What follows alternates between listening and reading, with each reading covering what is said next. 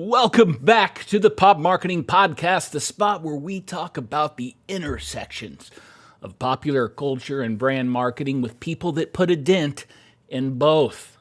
On today's show, we have the one and the only Jayson Arrington, although his parents may be the only ones that still call him by that name. To everyone else, he's just Shag. Shag is one of the stars of Motor Trend's streaming TV network's most popular shows, Iron Resurrection, where Shag scours the Texas countryside finding unpolished mechanical gems that he brings back to Joe Martin's shop, Martin Brothers Customs, where they bring these vehicles back from the dead. But Shag is not your normal TV entertainer. Shag is a marketer by trade, and before the show, Shag worked with some of the largest brands out there, bringing motorized monstrosities to the masses. And if collecting stories are life's true currency, Shag is the Scrooge McDuck. He's swimming in them. Car culture and its fandoms are at the foundation of American pop culture, and I know nobody on the planet more fun to talk to about it than Shag himself. You can catch Iron Resurrection's 5th season premiere this week on Motor Trend TV, but right now you can catch Shag right here, where we talk cars, Texas, and marketing, lifestyle versus promoting products. Right here on the Pop Marketing Podcast, here's Jayson Shag Arrington. Hey everybody, welcome back to the Pop Marketing Podcast. I'm still Joe Cox, the pop marketer. Here on the podcast, we explore the crossroads of popular culture and marketing. Today, I'm incredibly fortunate, we're all incredibly fortunate to be talking with one of my favorite marketers, one of the stars from Motor Trend's Iron Resurrection, and a good friend, Jayson Shag Arrington. And I didn't even know Jayson. I didn't even know the Jayson. Who's Jayson? Until I had to, but it's going to be Shag from now on. Welcome to the Pop Marketing Podcast. How are you doing, man? Thanks for coming on here to talk with. Hey, let me tell you, Joe, thanks for being patient. You and I have been talking for a while about getting on the show. And with me, I mean, borderline slacker, but I kept having excuses and reasonings and things like that. So thanks for being patient and letting me come on the show, man. I listen and watch whenever I can, and I love it. You and Alicia were talking. I was like having flashbacks of the Red Bull days. Like, man, I wanted to jump in. I wanted to call in and enter the conversation. No, that was awesome. I was hoping that was just a little bit of bait there too. Of like, I was like, dude, if I can get people, because we talked about it with Alicia too, and you can catch Alicia's episode a couple episodes back, and she was Red Bull days, and we have a history of Red Bull days. That's when I was like first getting my start, and I remember it clear as day us going out to exactly know where we were because it was a crazy first gig to have. I think there was a lot of vodka Red Bulls the night previous. Yeah. Like we were talking on stuff, and you had gotten up to present ideas for Austin, because Austin, Texas is where you're from and where you covered. And I just remember being like, that guy, if I could do that, if that's where it's going to live There's no way you thought that, because I do remember where it was. It was a meeting, I think in Colorado, and it was when the two business units merged. And I thought the same thing about you.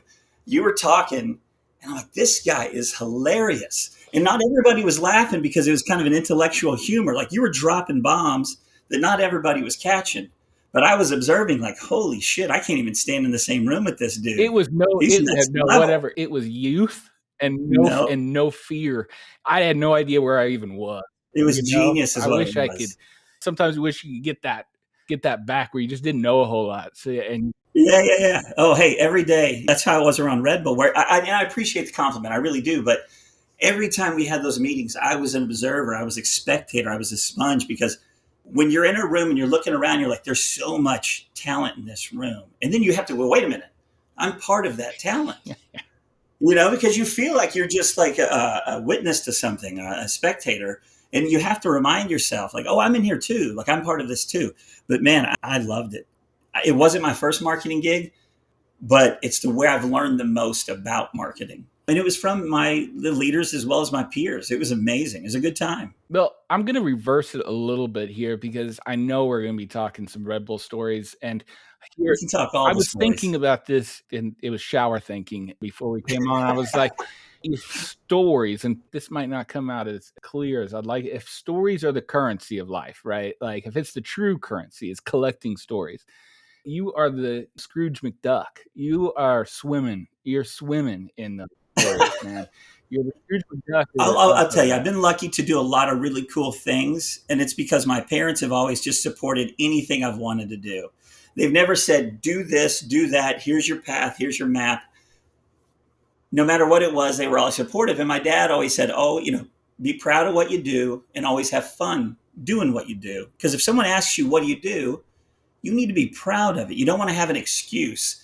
And I always thought about that one before I would take a job or do something. It's like, is this fun? Will I be proud to tell a stranger I do this? And the answer is yes. If you look at my resume, absolutely. Now, don't get me wrong. There was a couple of times I had to make money because I needed money because I was in trouble, but it wasn't a job. It was a gig. So we won't get into those, but I appreciate that, man. I've definitely have shoved my foot into every door I could because I didn't get a college degree. I did a little bit of college, but knowing that I didn't have that degree to fall back on. And again, being younger, not understanding the world, thinking that's what you need. This is my key. This diploma, this degree is my key into my future, my success. I just felt like I had to work hard and do everything I could. I mean, there were times I was working 3 gigs at a time where I would work in the ski shop in the morning. Then I would leave and go do a professional mascot for the local hockey team. And then I would go from that to go down and bartend and then wake up and do it all over again.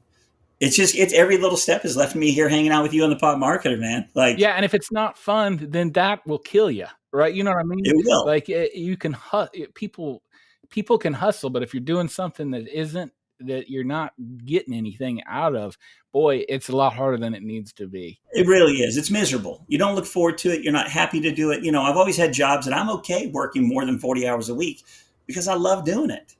I just really dig what I'm doing. So Yeah, I mean, it's kind of crept into that being the hobby. Look at what's going on around me, right? Like this is what I you love me. enjoy Look doing, at you. Look at right? that It's like wave you're in, pop dude. That's culture badass. and my marketing, right? I'll live there. Okay, so let's talk about the latest adventure. Well, one of the latest adventures, and that's Well, the one that's going to have the most relevance soon. yeah, soon. And I wanted to talk because like we got like you got like a week, and by the time this comes out, people will be able to watch the next episode and the premiere of the 5th season, if I'm right. Yep, season 5, episode 1. So it'll premiere on the app, the Motor Trend app, which is really cool. And I'm not pushing the app, like I'm not pushing anything for Motor Trend, but Motor Trend app is a lot like Netflix for automobile TV. They've got movies, cartoons, TV. It's a really rad app, but you premiere on the app, and then a week later, that same episode will air on Motor Trend TV. So I think it's the 9th and then the 16th. So what about, this is just a random off the shot, but with Discovery, did I see that it's like on Discovery, the Discovery like It's app? not on Discovery Plus because Discovery. Motor Trend is trying to set itself aside and be its own entity. Like I said, the Netflix of automobile enthusiasts. So I think that's why it didn't make it to the Discovery Plus app, because it's got so much content. It's worthy of its own app. Yeah, they're like, hold it back, and it's car people, right? Which I want to talk about car fandom, but it's like, hey, this is definitely something that we can grow into something big.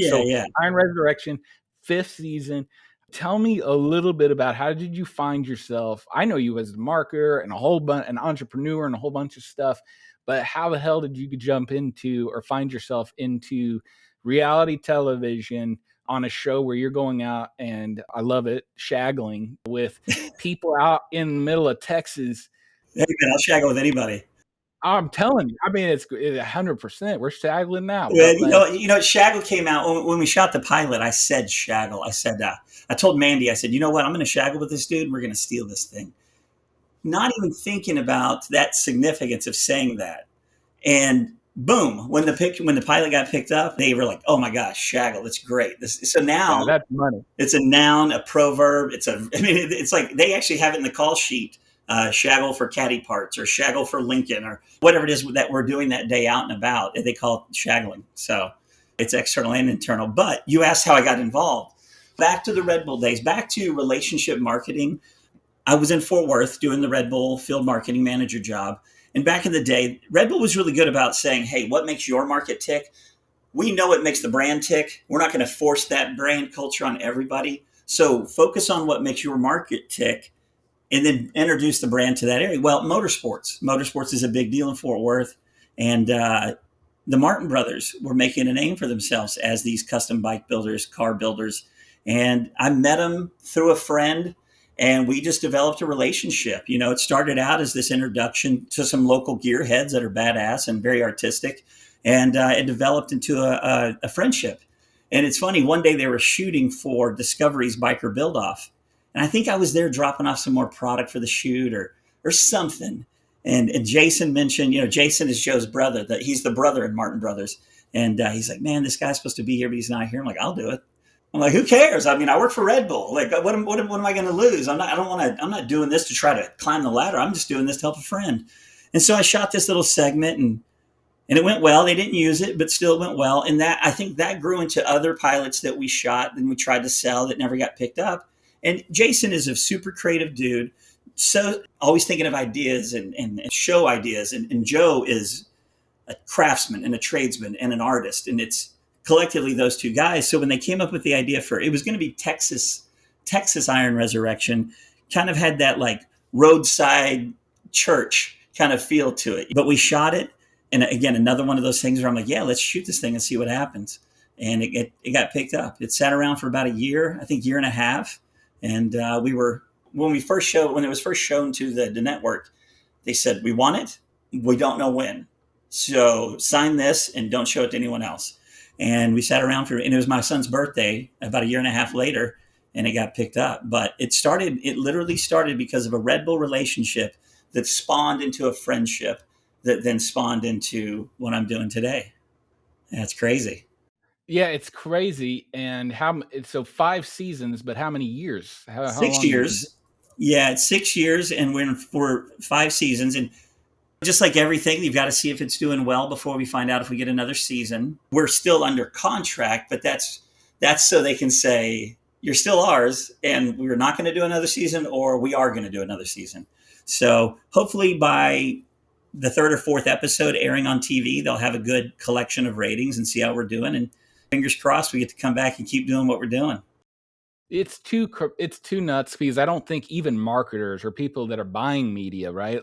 They don't really realize how nutty it is to get picked up. Like the back behind the amount of ideas and pitches and different things. It's And whenever insane. It really, really is. It's one of the hardest things. And to give you a little bit of the history, the guy who shot the world biker build off remembered me because Joe and Jayson and Mike and Shorty and a couple of the other guys, they shot a really early version of Iron Resurrection.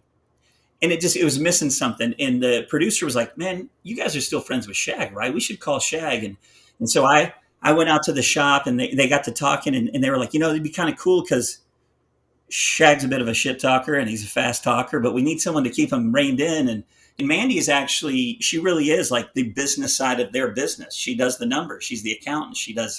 And so it made sense to have her roll with me and kind of keep me in check. And yeah, so that's kind of how it all came back. So we shot this new pilot, and me and Amanda were the missing element because Joe, Shorty, and Mike and all those guys, their craftsmanship is insane. And I can sit there and watch them bend metal and do what they do, their art, hours for hours. But when you're doing TV, there's got to be a little bit of that entertainment factor. The entertainment factor what goes from a DIY VHS to a live TV show, like an entertainment television. Yeah, 100%. And then also for me, I like that other side of it. Like I come from a garage sale and like a auction, Oh yeah, like yeah, yeah. background. My dad just loved it, right? He flipped everything, right? Like that's just it. We had junk everywhere. Oh yeah. And my favorite things in my life were always going out to an old farmhouse for a sale and finding those hidden gems, right? I So still I'm a love that sucker stuff. for that.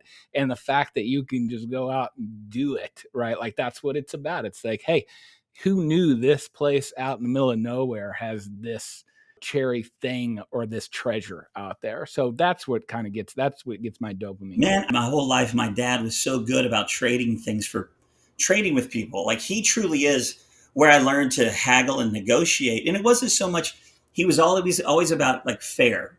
You have something you don't want. I want it. What do I have that you want? Let's make a trade and let's both have stuff we want. I mean, I remember my dad trading people things like, how about I do this? I'll give you $10 and I'll mow your yard for that. And I just remember as a kid, like, that's genius, man. Because I mowing didn't the know yard that was doesn't cost anything. possible. Like you're used to going to Walmart and saying, "Oh, it's $1.99." That's what I'm like. Nobody's gonna be. But Yeah. yeah, my dad would haggle at Walmart. Like he didn't get the other side of it, and it was a little embarrassing as a kid because I'm like, they ain't gonna bend, man. Like they're not gonna bend, but like that's what he knew, and I remember that too. It was always trade was always number one, and automobiles, used cars, anything, most land, anything was up Yeah, for yeah, yeah. grabs on a trade. And he was always like, "Hey, might as well ask." There's He's like, no "Oh, harm in asking. just ask." There's no harm in asking whatsoever. You're not hurting anybody asking. Like, I'm the kind of guy that doesn't look at something and go, oh, you know what? This item is brand new. It's $4,000. I got it for free, but hey, you know what? It's still 4,000. No, man, I got it for free. And if you So needed it, anything above that is kind of 1,000%. butter. And if you have something I want, I got this for free and it's worth 4,000. I'm not going to say I need to trade you 4,000. I'm just going to trade you for something I need or want. And I think if you're fair to people, and if you're fair in everything you do like that, you're going to continue to do business with those people. But if you're a jerk, people know you got something for free and you're trying to get top dollar for it, man, you're going to be a lonely person. Yeah, you burn them once and it's over, It's done. right? It's the same whenever you're talking about consumer goods too, right? Yeah. Like you have one chance most of the time to make an impression, and you better make it right. And Red Bull taught me a lot on that side Yeah. of it. Yeah. Okay, so Iron Resurrection, you come in there as a marketer, like you got the personality. They're like, hey, come on in. And you've done a lot of, as a marketer and relationship marketer for sure. There is some performance in that, Oh, right? of Like we're course. at events, we're doing things. So we're comfortable in that Yeah, kind of absolutely. situation. But now you're in it, but you got this marketer brain, which most people don't have that background when they're going into TV, That's right? true. Like, how did you feel going in? Did you notice you're thinking of different ideas during the show, or how did a marketer come in whenever you Well, the got hands behind were the camera? tied. The hands were a bit tied from the marketing side because we worked for, at the time, it was Velocity before Motor Trend purchased them. But it's weird because being, talent, they don't look at us as these people with these other backgrounds. And so when I would have ideas, they're like, yeah, maybe.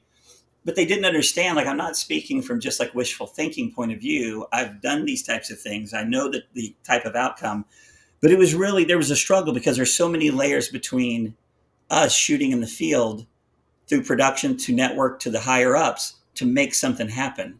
It's tough because there's so many times I'd be out and about and I'm like, oh my gosh, here's an idea. And I would text like the director of marketing. Oh yeah, that sounds like a cool idea, Shag. But it was just saying that to please me. And so that was tough because I wanted to act on a lot of ideas and you can't. So I had to learn like, hey, this is my lane.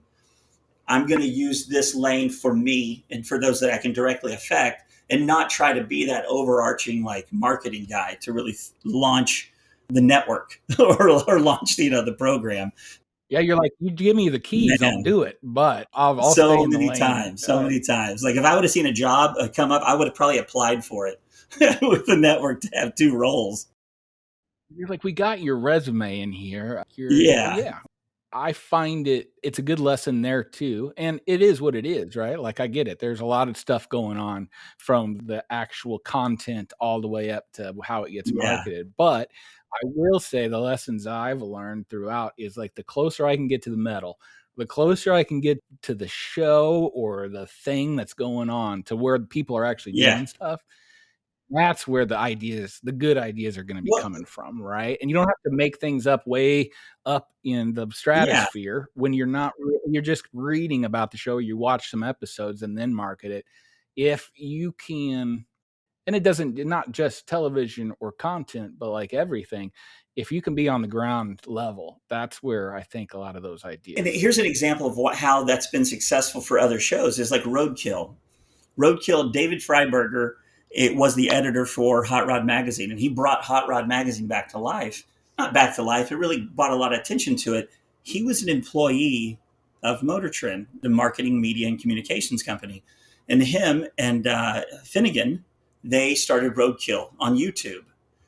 And so it was taking this like, hey, I'm a hot rod guy. I'm the editor of this magazine. Let's go do this show that's attainable. The thing I love about Roadkill is that it's like me and you, man. We watch a Roadkill. You and I could be like, hey, let's go grab a Jeep, buy it from a junkyard, get it running, and let's drive it to Oklahoma City, or whatever. It's highly, highly attainable.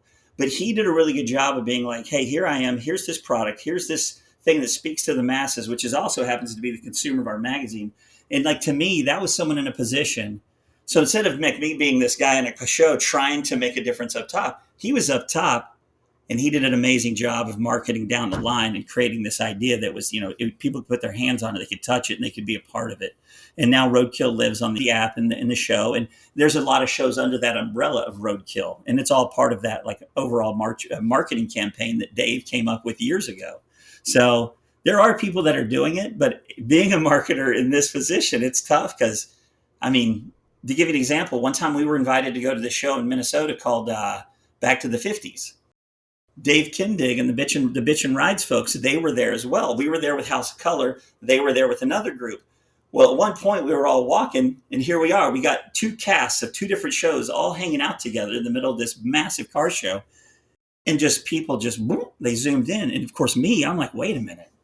If Velocity had a booth here and they actually brought in their top shows, think about that. Like, right? Think about the attention and just the respect, because we're at a show in Minnesota, and it's not just Martin Brothers and Kindig. It's 5 other shows. And so I just sit there and I observe, and I come up with ideas that just stay in my head because I know that I don't have the power to exercise. But I do share when the time is right, knowing. Yeah, I'm sure you share. Of course. And at the end of the day, I get it.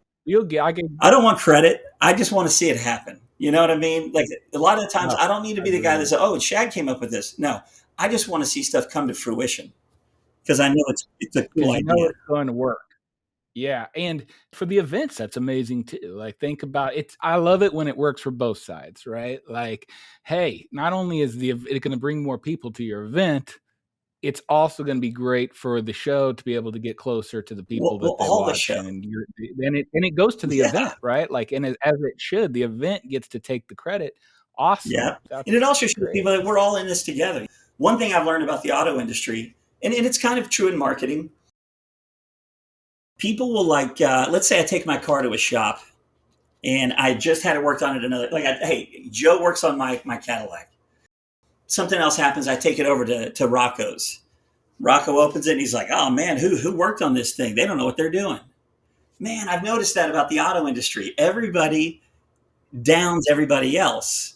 But then when they're together, they're all friends. And that shouldn't be the case, because there's so many amazing people in this industry doing amazing things. Get rid of the shit talking. Get rid of the talking down about people's craftsmanship or the way they do things, and man, just embrace everybody, because it's opinions. The great thing about cars and the car culture, everybody can be into it because there's all classes and categories of things that are cool. There's not just one cool, and that's the barometer. There's just cool everywhere. And so I just wish that people weren't so negative about what other people are doing and just embraced it and just like, hey, man, like, yeah, that's how he does great at that. We do this. Instead of, oh, those guys are shit. You bring up a great point, and that's something I was going to bring up. Like, we always we talk a lot about fandoms of different things, right? And how they're kind of similar. Like, how would you see going deep into the car fandom now and understanding it way better after 6 years than you did before, even as an enthusiast beforehand? Like, being deep into it, how is it similar to a fandom like anywhere from comics to sports or whatever, and how is it different? You might have just really kind of. Man, I think cars are different because everybody has to have a car, and everybody loves cars, and you always want to do your own little thing, but not everybody's a car person. Does that make sense? See, I actually learned a little bit. I met a guy, DeShazer Everett. He's the captain of the Washington football team, formerly the Redskins, but he's a car guy. He's a legitimate car guy. We met through a mutual friend, Lee Johnson, ex-Red Bull guy. Yeah. So anyway, so DeShazer, we're hanging out, and he's not just a guy that likes cars. He is a gearhead. And it was funny because everybody in pro sports, they all have to have nice cars. They all want nice cars with a custom touch, but that doesn't mean they're all car guys. Yeah. And we were having lunch, and Shays is like, check it out. And he shows me a text from one of the players from a whole nother team asking him what to do. He's like, hey, he loves cars, but he just doesn't know what he should do with it to make it unique. So he called the gearhead, the car guy in the NFL, DeShazer, to ask him, hey, man, what would you do? So that's the difference, I think, is like not everyone's into comic books, not everyone's into some of these other things, but everybody is into cars. Everybody has a car. And I don't know of anybody that buys a car the way it is and just sits in it, turns a key and drives and doesn't do anything to it. Everybody does something small to make it their space. It doesn't have to be new wheels, new rims, lower the stance, or none of that. It doesn't have to be this massive overhaul, but there's little nuances about making that car yours. And that's the difference, is everybody is into cars or has a car and understands that that's what they like. Where I don't think you can say that same thing with every other category.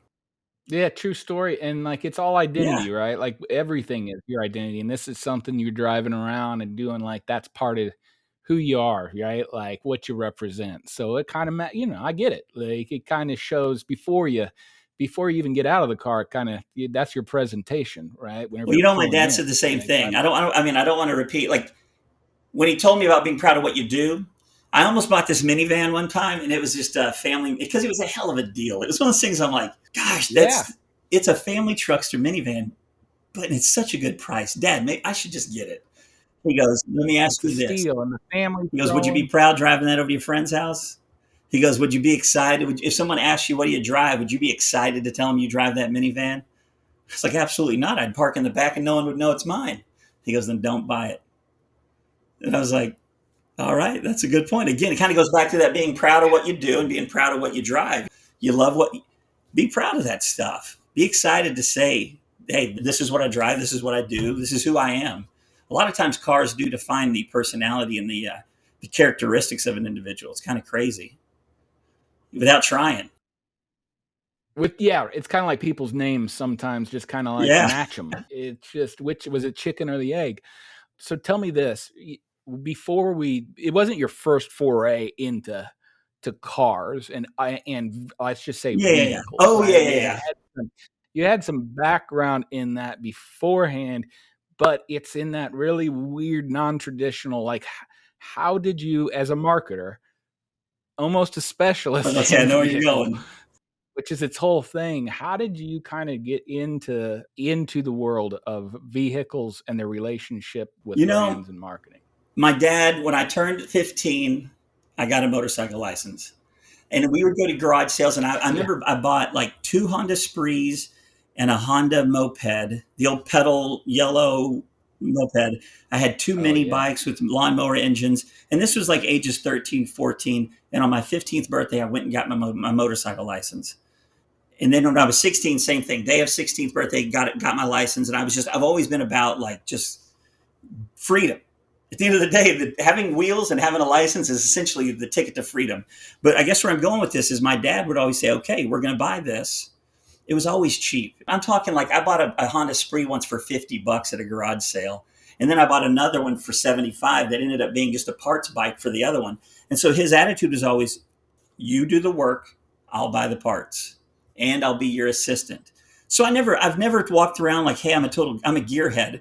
But I would buy the Chilton's manuals before the internet, before Google and all that stuff. Chilton's to me was the Bible.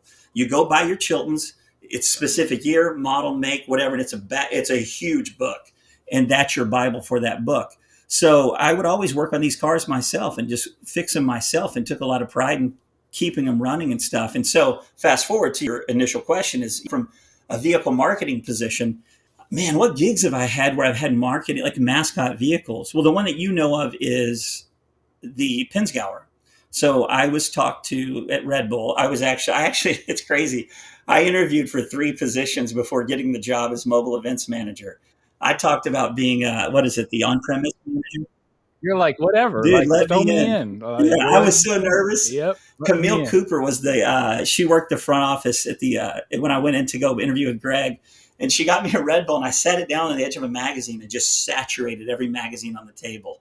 I was just like so nervous. And you're like, here, good Yeah, start. yeah. Good Like, start. she Good. brought that up later. She's like, it was so cute. I'm like, cute. Like, I was scared to Yeah, death. like that would ruin I me, thought I man. lost the job before I went into the interview. But no, I got the gig as mobile events manager, which was the management of a 1970 military transport vehicle called the Pinzgauer. But it was fully converted Yeah. because those vehicles come with a soft top, real agile, six-wheel drive independently. And the Red Bull version had a massive fiberglass top with a gull wing speaker system, PA, exoskeletal roll cage system. Like it was just this unique, one of a kind, well, six of a kind because they built six of them, vehicle. I get the job and I go and I meet with Art. Art was the A to Z Effects. They built the Pinzgauer. And I had a really good reputation with Art because not only was I this guy that was going to be this marketing dude driving this vehicle, I took a lot of care of the vehicle. I actually did the oil changes on the vehicle. Me and my dad would work on anytime there was an issue with the vehicle, we took care of it. And he told me once, he's like, every time your vehicle comes back for a new modification, not like mechanical, but when they would come up with something to add to the experience of the vehicle, Yeah, have yeah, you they'd have bring him it bring it in, in. right? Like to be like, bring it Yeah, in for a yeah, a mod. mod. So he Yeah. said every time it comes in, yours looks like it did when it left, which tells me you take such good care of it. Well, dude, when you're driving around in a vehicle that many hours at a time, you want it to feel like, your bedroom. You want it to have your creature comforts and take care of your space. There's no reason not to take care of those spaces. So that was a big compliment, but I think I got that job because of my marketing background, but also my understanding and knowledge of vehicles. It's a little scary though. Like, hey, it's an Austrian military vehicle. I was kind of nervous. Cool, which is super cool, and it looks Yeah, insane, but I'll have a link in the notes or something so I'll people send I'll send you you some gotta see it to pictures. believe it. Like, the thing could go up a wall if the Well, and tires you know allowed it what, to, right? man? Like, this thing Christofari, he was the very first hire for the Pinzgauer program, and he had all of the West from Alaska down to Mexico. And that dude, when he got his vehicle, he took it out and he put it to the most tests. So for me, when I got the job, there were a couple of others by the time I was hired, but Stumbles was my barometer. Like this guy, he's doing it right.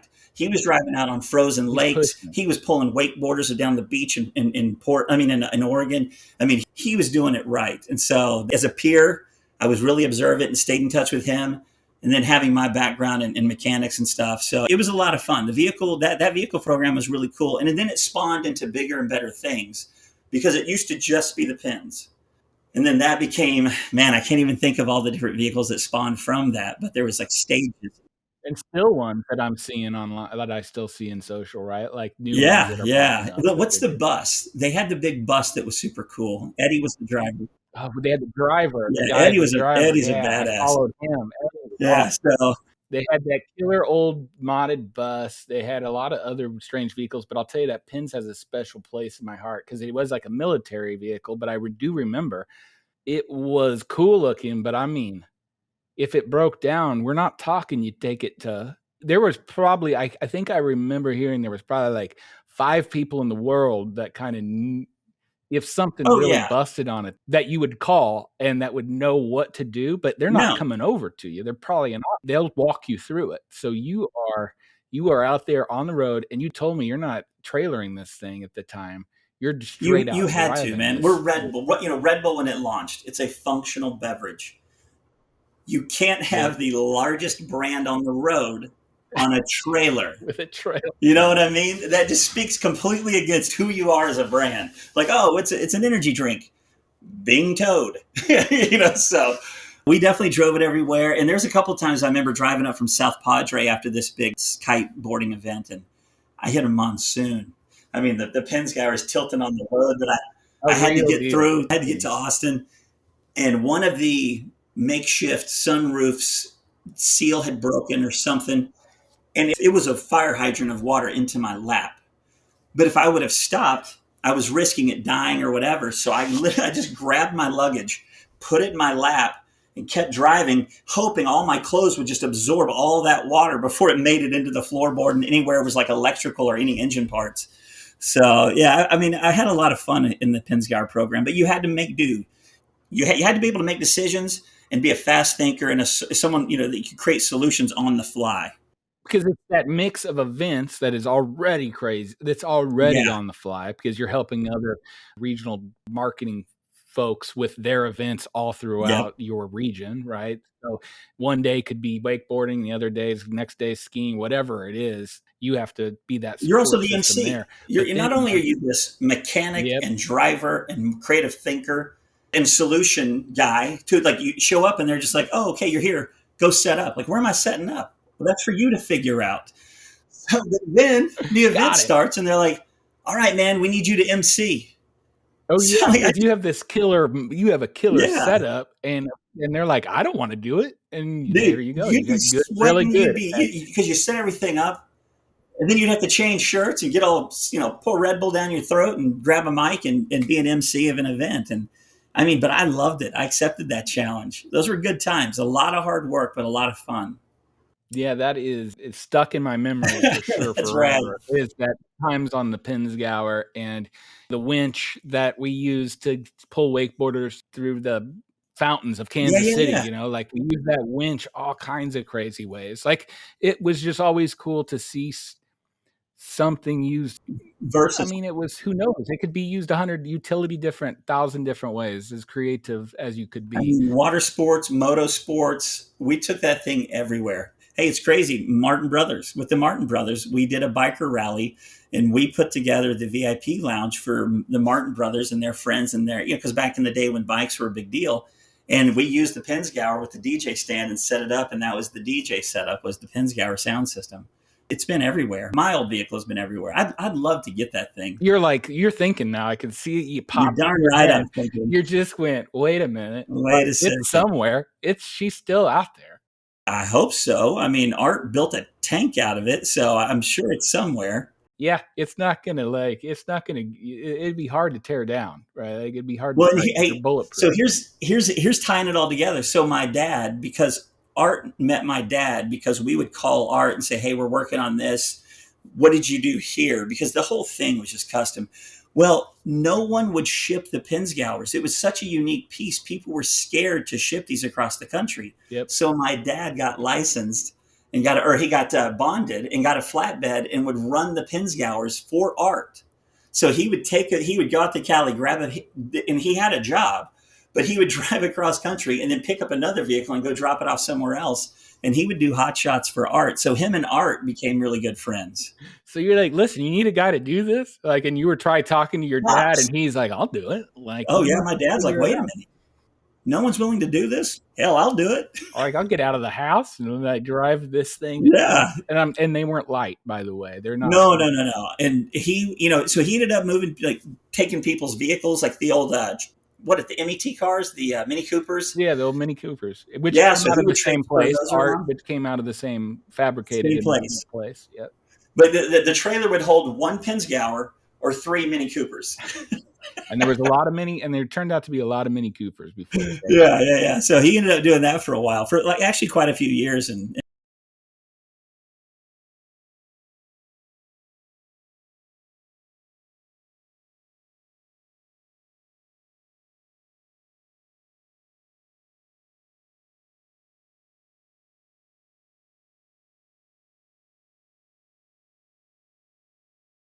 Yeah, that's too cool. I didn't know about that.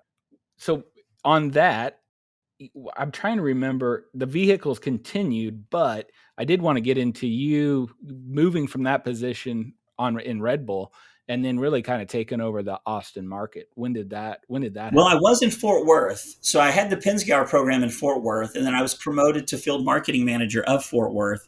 And then when Austin became available, I had a lot of success in collegiate marketing at TCU and some of the schools on the west side of DFW. I was offered the job in Austin. And being from Texas, someone comes to you and says, "Hey, we want to relocate you on our dime." I'm in.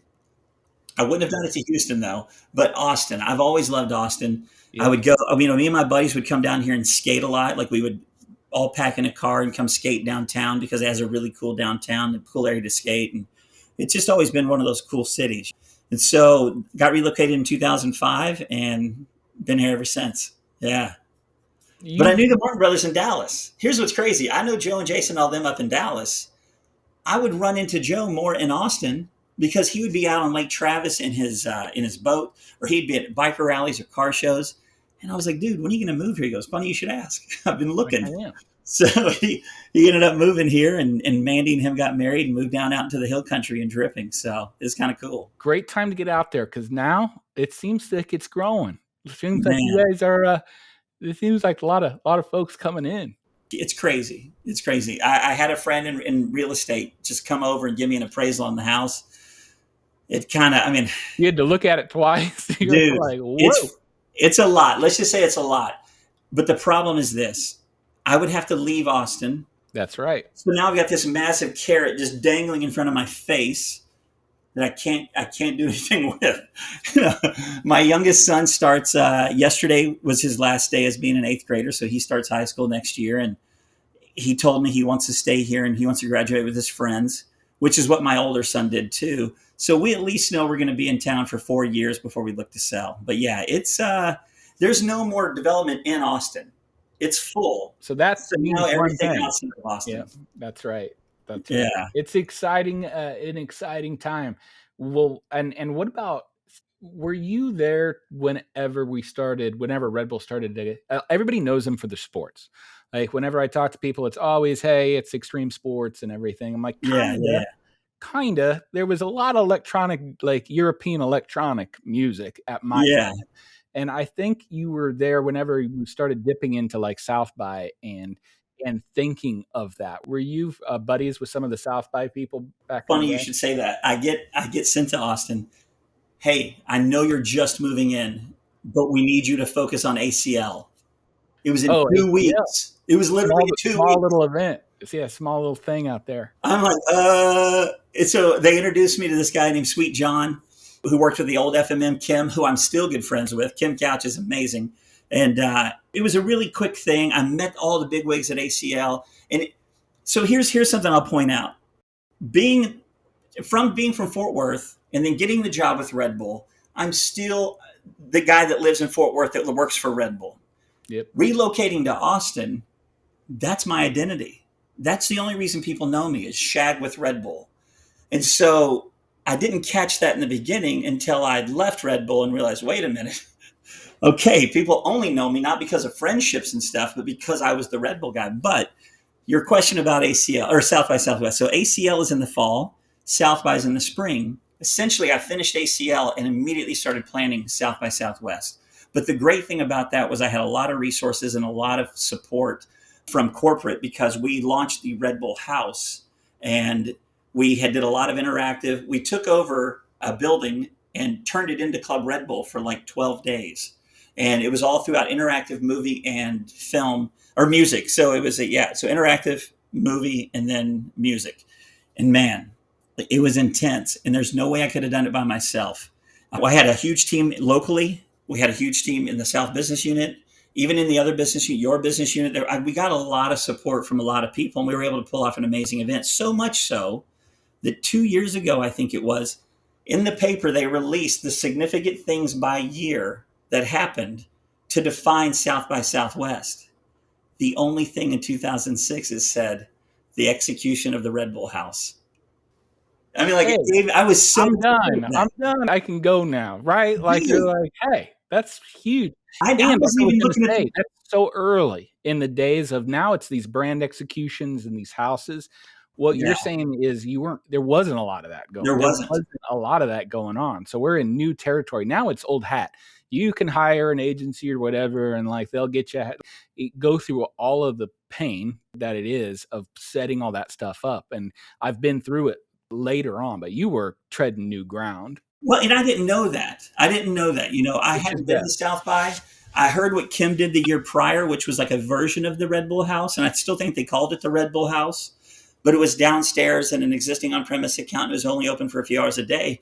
Man, we took over what's today Mellow Johnny's bike shop. And we took that place over and we were open from 8 a.m. to 4 a.m. every single day. And it was an amazing space. A lot of great talent played there. I mean, the interactive, the gaming, the technology, just the artists, the sculptures. They launched a lot of new infrastructure at that Red Bull House that they were testing or making out of corporate. They sent it to us to test, but I didn't know. I just thought, hey, Here's my team. Here's these guys with great ideas. Here's these influencers and artists and everybody. Let's just do it. Why not? Let's just do all these ideas. And man, what a blast. In hindsight, what a blast. But the one night I'm sick. So this did catch up to me because we took the keys to the place on the 1st. The event was like the 17th through the 29th or something. I don't know, whatever. I'm not too But nonstop, because you're going through all of them. Nonstop. Dude, that is a wreck on the youngest of souls. Well, dude, right? the build out was 14-hour days. And then you're working all those days. But the one day I get sick and I had to call in, guys, I can't come in. I need you guys to run point this evening. The Beastie Boys came by the house to come in. Oh, God. You're like, I'm like, of course they didn't call me because I'd said, hey guys, I really need to sleep this one out. They're like, don't say it. The next day I get there, they're like, we didn't want to call you because we knew you would have come down. But they had shot that movie, I Effing Shot This, and they premiered that documentary at that South by. So they were playing stubs, and then they came by the Red Bull house. Well, and that is what you were trying to do, was to make an environment where artists and everybody could come in there. It was the coolest place to come by. It wasn't because they were hired in and they talked to a bunch of agents and gotten them booked for a 15-minute tour. None of that. That didn't exist. No. And the reason I loved it all is because, we're going to make a place cool enough to where the Beastie Boys go, yeah, I've heard we got to come. Yeah. Yeah, that's essentially what had happened. And yeah, the Wilson brothers, Owen and... of course. They showed up one night while I was there, and like just you didn't expect that. You just tried to treat everybody equally and have a good time, and had no idea that we would set this bar with other brands, and that's what happened. So we had to keep trying to reinvent ourselves moving forward. Yeah, that was an epic. That was an epic spot because I really think that for event marketing in general, that's kind of paved the way for how people interact with events. And there's really still nothing like South by but they didn't really, they have started to understand how the ecosystem works, right? Like South by does now. Yeah. Oh, of course. Hey, this is something we got going here. And that just wasn't it. It was just kind of hey, there's a lot of people here. Let's make a cool spot for people to. We worked with them too. We worked with South by, and they would bring people by, but we weren't an officially sanctioned venue because I don't think they were sure what we were going to be all about, and we weren't sure what we were going to be about. To be honest, we were just testing the waters, and it was cool because we kept seeing them come by with new people and different clients and different friends, and kind of showing the place off. I was giving tours the whole time. We had the Red Bull athletes that lived in Austin. They would host parties and executions and stuff in the event space, and then. So it was an abandoned building. And to make it up to fire code, we had to install the sprinkler systems and all this stuff so we could use the building. And because I had it for a month, I then hosted an event called B-Boy City with the local B-Boys that we were working with. I told the guys, look, I know your event is later, but I have this space with all this infrastructure. An opportunity. Yeah. This is the opportunity. So you change your event dates and I'll give you all this to use. And they were like, oh, yeah. So it then became the house for B-Boy City back in 2006. And it was another just back-to-back rad event. It was a lot of fun. And now it's Mellow Johnny's because this old abandoned building that we brought up to fire code was easier to sell for the owner.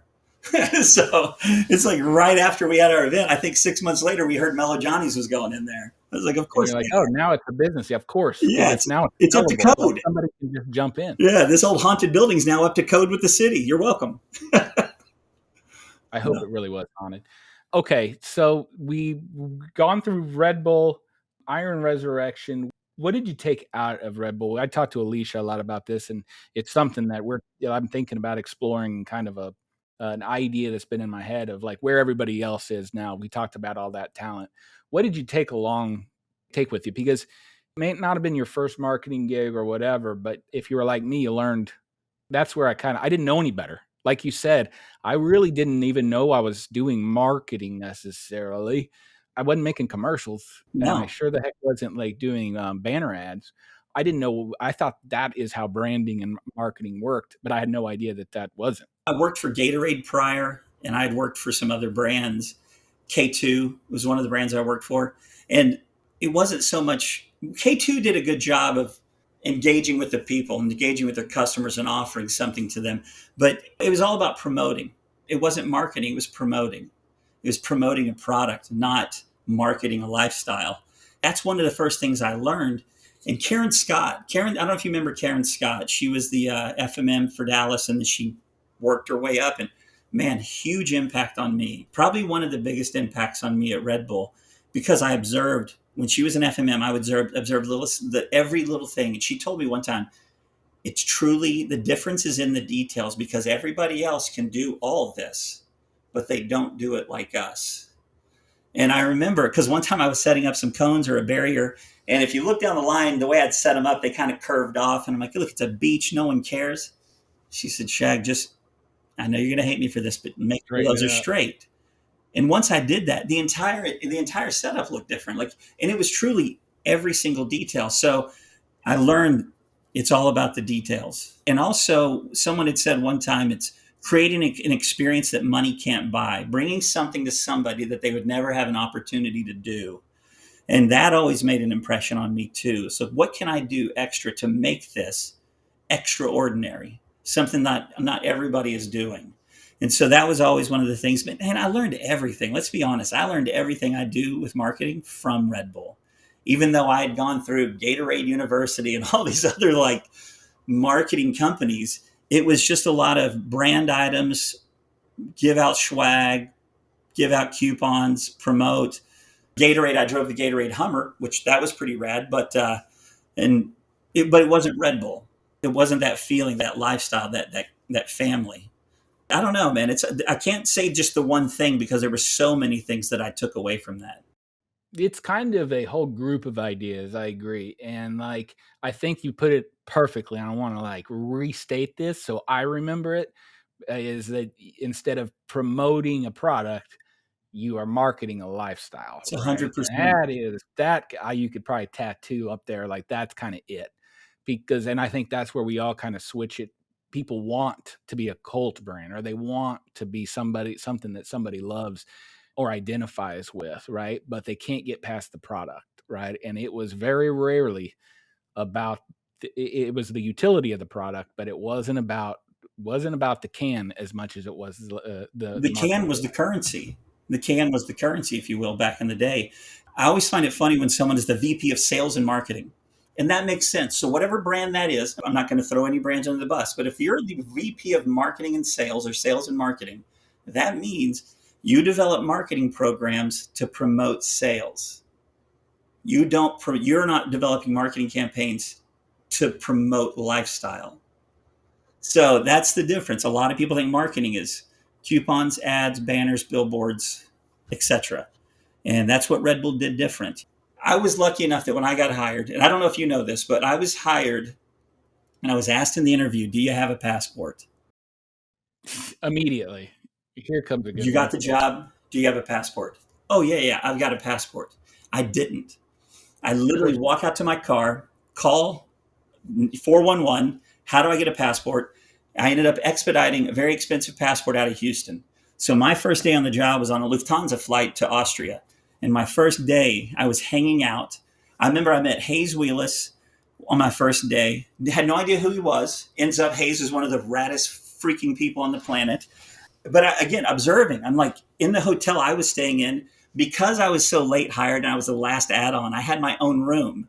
And I come to find out everybody, all these bigwigs, everyone had to share rooms but me.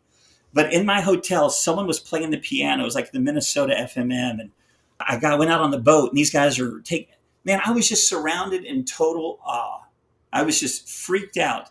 And this takes me back to that moment, because on day 2 or 3, I literally sat there and went, look around this room. This is a room full of the best of the best. And so I had to tell myself, wait a minute, but I'm here too.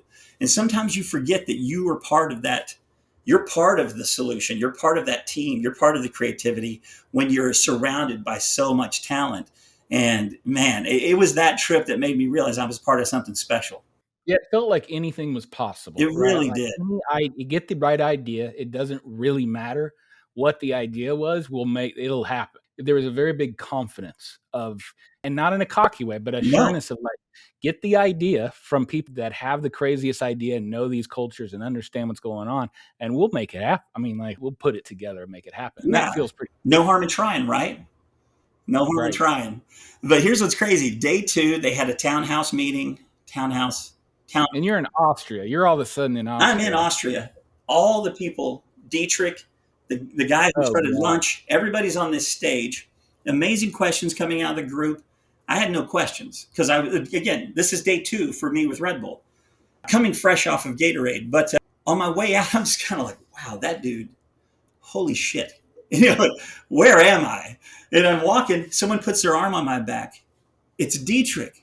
And he's like, Oh, are you God. having a good time? Are you Oh, enjoying God. yourself?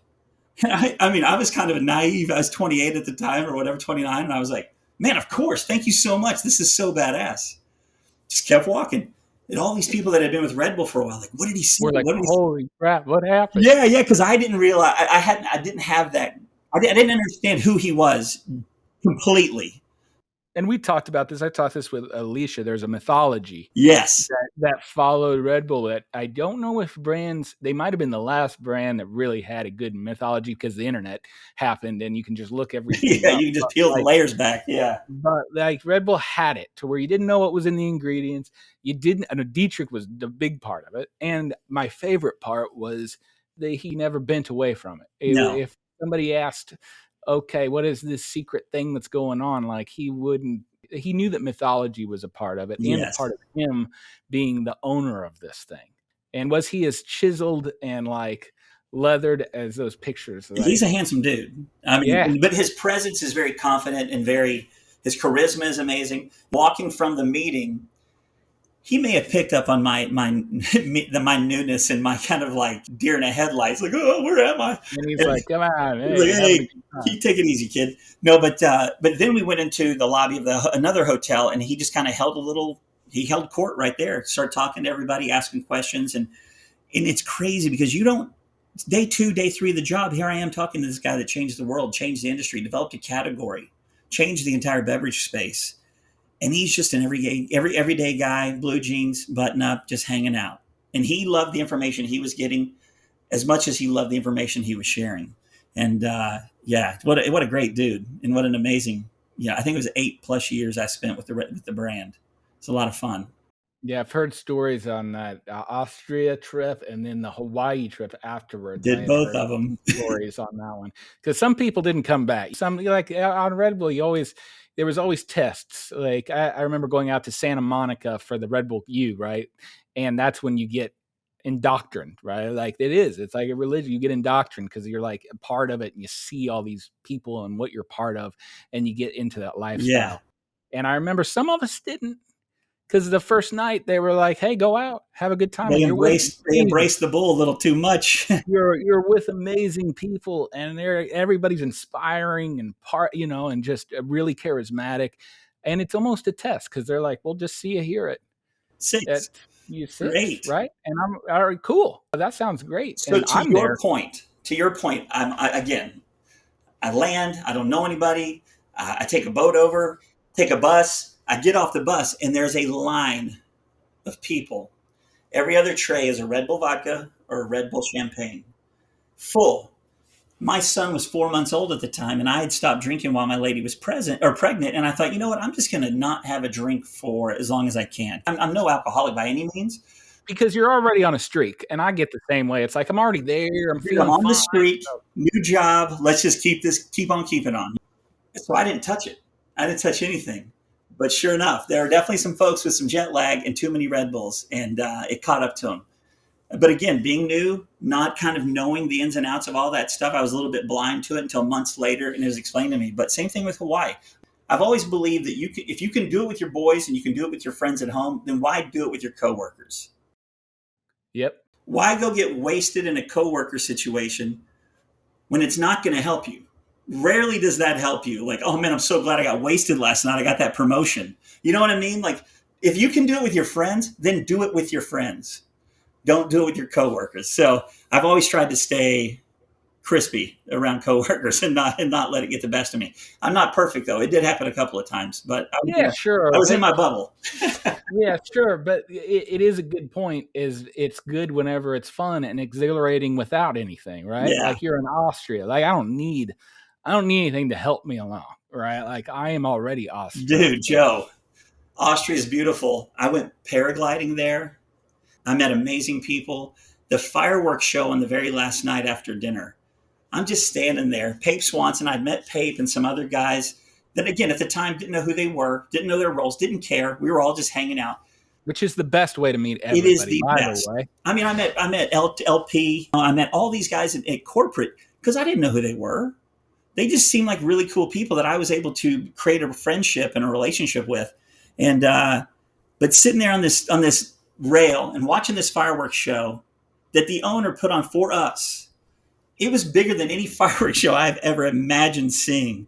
And that's when I was like, holy cow, man, I am so lucky. This is such an awesome thing. And so and you are too, man. We're lucky to be part of Red Bull in those early days, in those developmental days, those brand launching days in the US. And it's something I have no negative feelings about. I have nothing but friendships and great memories and tons of lessons that I've learned from that experience. Yeah, right place at right time. I'm totally there. It's Yeah. just like, glad I could hang on to the ride for a little bit, and it's definitely stayed with me. So Dude, we talk about Red Bull a lot, and there's a ton of stuff we can talk about. there's so much stuff to There talk really about, is.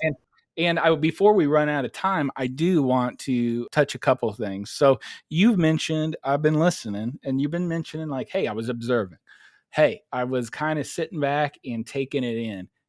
Is that kind of how you think of ideas and how you approach? Is that part of your approach as just a thinker and just whenever you're kind of soaking in an event or soaking in stuff? How does your brain work when it comes to thinking of ideas? I may not think of the idea, but a lot of times I'll hear someone else's idea or I can see something and I feel like I have added value. Like that's it. I can build on that. Like I can. Yeah. And ego of a marketer is a sensitive thing. And so you've got to be careful in that approach. But I just, again, not having this naive, ignorant lack of confidence due to a diploma, I just felt I didn't feel worthy to be the person speaking in the room. So I just watched and observed and then used that to help inspire and create. And it's funny because I've talked to other people at Red Bull that I've told them that, like, man, I had butterflies in my stomach every time I sat down to create ideas for business plans. Every time I presented, every time I talked in front of my peers, I was like borderline throwing up before I had to go up in front of everyone because, man, again, being in a room of such creativity and talent and just intelligence and knowing, man, I don't have this alumni that I'm a part of. I don't have this or that. I always felt insignificant. And that may have been what drove me. I don't know. I mean, but I know that I was always nervous in the presence of all this greatness. Even today, when I'm driving to the shop or we're going to shoot, I get nervous on the drive. We've been doing this for 5 years, and I start thinking about what I'm about to do, like getting mic'd up and talking in front of this camera with this person or this and that. And I still get nervous doing it. And I think that's what keeps me on my toes. I don't know. I don't want to be nervous. It sucks. But that lack of confidence of a diploma, which is very, in hindsight, very ignorant and stupid way of thinking, but that's what kept me from talking so much and listening. Because I think from listening, I learn the most. So just sit back when you feel like you're in a room of greatness, just sit back and listen. Don't be thinking about what you're going to say next. No. Don't worry about it. Sit back and soak it in and let it come to you. But it's a hard lesson. It's a hard lesson to kind of go on. Absolutely.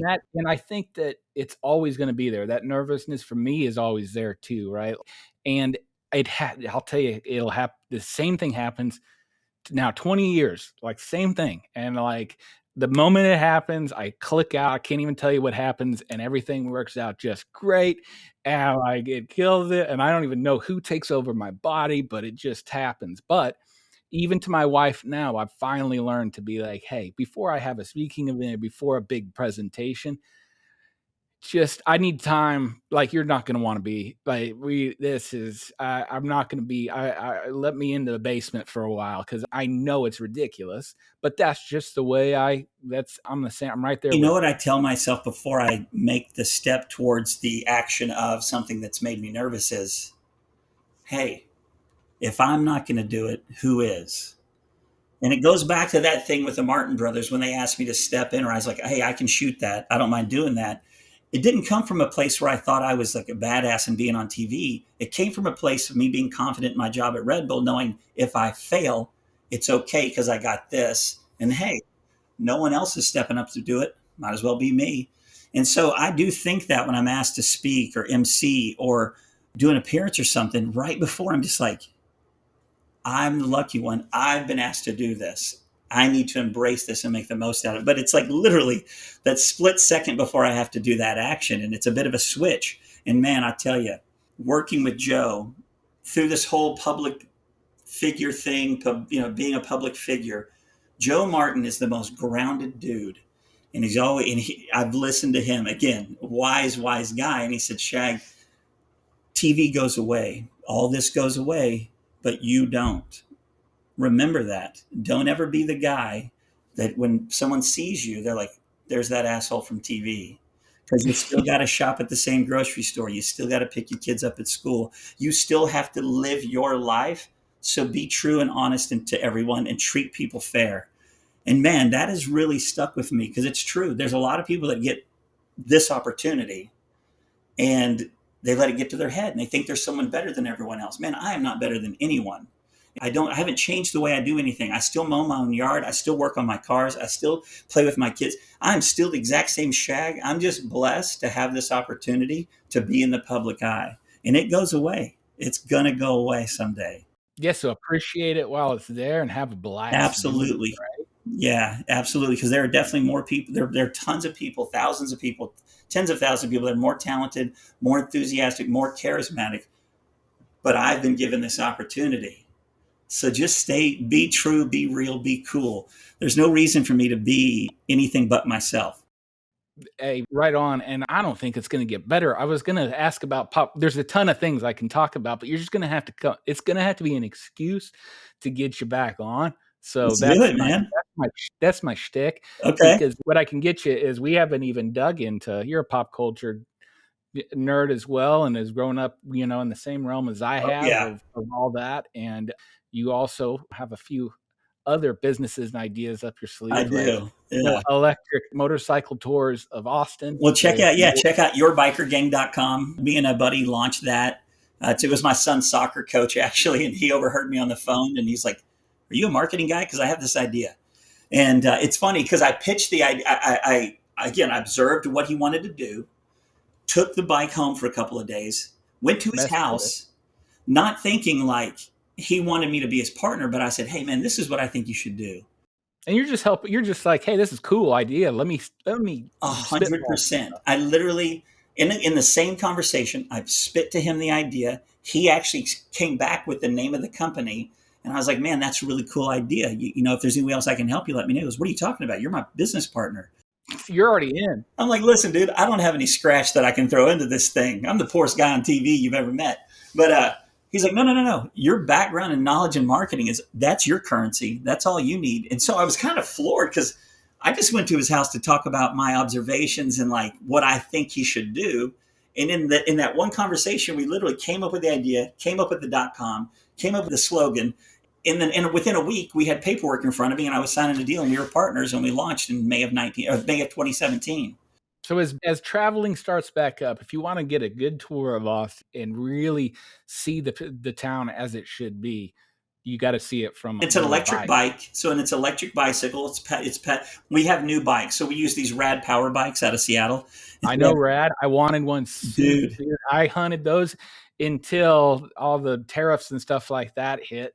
But man, So the Rad power bikes that's what our fleet is. If you go to yourbikergang.com, and if you are coming to Austin and want to take the tour, or Panama City, we actually opened a location in Panama City. There you go. Use the promo code at checkout, Shag VIP or VIP Shag. Try both versions. I forget which one works. I'll put it in the notes. Yeah, I think it's Shag VIP, and that'll give you a discount. But yeah, check out what we do. To your point, we made our tour very Instagrammable, very tell the story through photos. You have to hire a unique tour guide for Austin. And we have two of the best. You got it, and you got to have the people that represent the city. I've been to them in New Orleans with vampires and different cities all over the country. And I always love the tours. And I know it's touristy, but I love a good story like you wouldn't believe. And if somebody really imbibes that city and that town, there's nothing that I love more. So I can't wait to get out there and do it myself. So our road captains, our tour guides have names, and it's Rooster and Iceman. And Rooster and Iceman, man, they are Austin. You mentioned New Orleans. New Orleans is next on the list. We're actually looking at New Orleans to launch next. Dude, I love to see that grow. I Me love it, too, man. man. And yeah, you're like, let's keep it going countrywide. But that's the perfect city. It's a perfect It's cocktail of the rich perfect place. history and architecture and just visuals. I mean, to me, the city has to have this perfect mix of things to qualify to be a city to have a tour company. And New Orleans is one of the first cities we thought of going outside of Austin. So, Yeah, there's not a place that has more stories, right? And oh all man, from everywhere. And it's like in the air. New Orleans is a strange one. It's it's got crazy thick. you say that. It's in I there. literally said yesterday on a call, I said, we don't even need speaking tour guides because that city's visuals speak for themselves. It's over.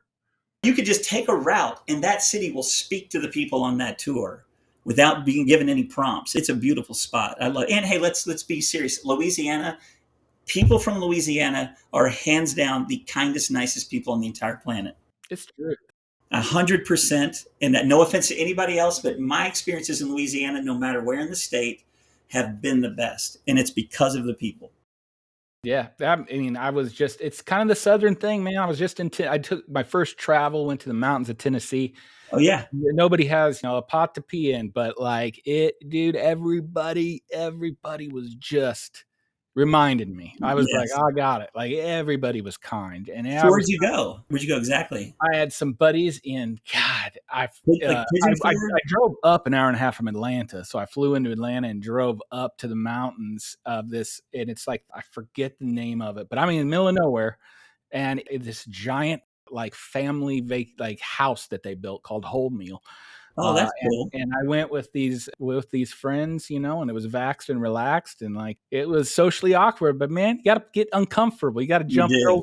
got to throw yourself back into it. You do, man. And here's the thing: is I still have a lot of time in the basement. So where can I catch Iron Resurrection at? Like, Oh yeah. Iron Resurrection next Wednesday. So June 9th, it will be on the Motor Trend app premiering the new season. A week later, that first episode will premiere on Motor Trend TV. You can follow me on Instagram at Shagalack.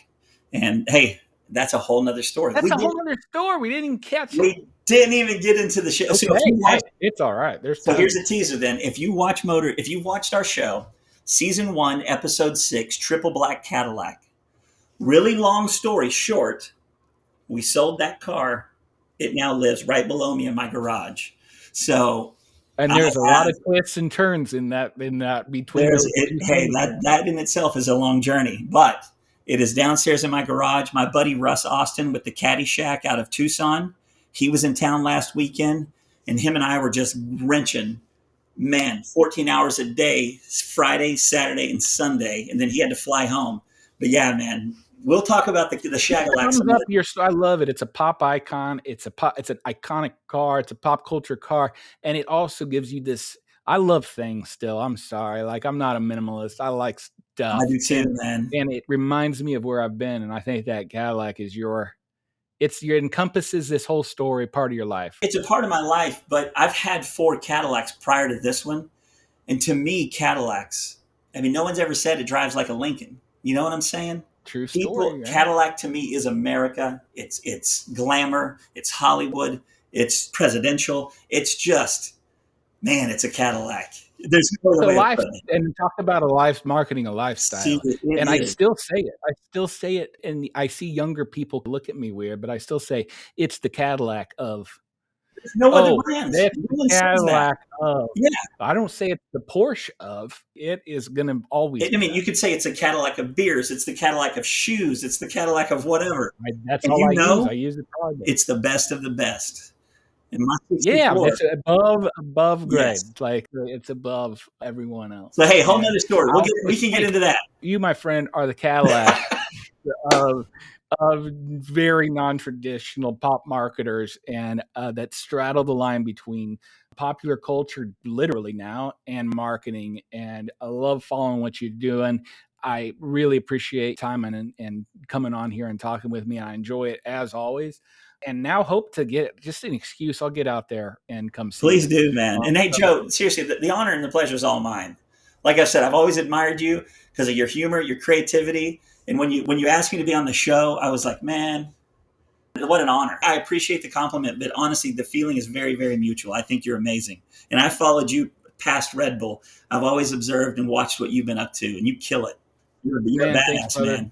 Right back at you. And just, that's awesome. I'm going to head down to the pool now, join the family with just my chest a little bit, right? Like just a little bit better posture than I would Well, have. man, Before, I wish I had a right? pool.